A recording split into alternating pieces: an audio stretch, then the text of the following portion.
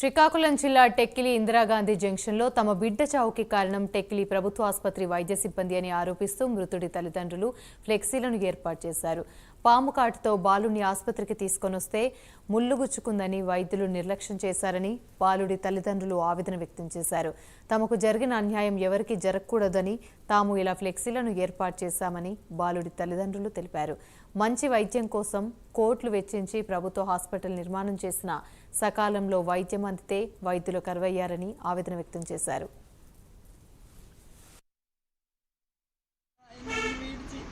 నిర్లక్ష్యం వల్ల నన్ను విడిచి వెళ్ళిపోండి నా సాయి. నిర్లక్ష్యం వల్ల దూరమైపోండి నా సాయి. అందరూ తమ్ముడే అనేవాళ్ళు, నాకు కొడుకు అని ఎవరు అనేవాళ్ళు కాదు నా సాయి. నన్ను విడిచిలా నిర్లక్ష్యం వల్ల నన్ను విడిచి వెళ్ళిపోండి నా సాయి. నా గర్వము నా ధైర్యం అంత గవర్నమెంట్ కోల్పోయేలా చేసింది, నిర్లక్ష్యమే చేసింది. ప్రైవేట్కి నమ్ముకున్నా ఏమో, నా ప్రాణం బ్రతుకున్నా ఏమో.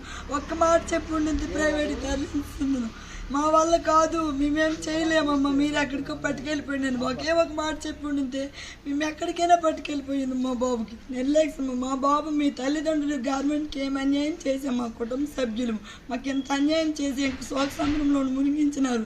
మేమేం ఎవరికి అన్యాయం చేయలేదు. మాకు గవర్నమెంట్ మాకు ఎంత అన్యాయం చేయలేదమ్మా. మీకు నచ్చిన ఆసుపత్రికి పట్టుకెళ్ళిపోయింది. ఒక మాట చెప్పేసింటే మేము ఎక్కడ పట్టుకెళ్ళిపోయింది. మా చేతుల్లో అక్కడ చచ్చిపోయింది. మాకు కొంచెం విముక్తేనే కలిగి ట్రీట్మెంట్ అయి చచ్చిపోయింది మా బాబుని. అలా బెంచ్ మీద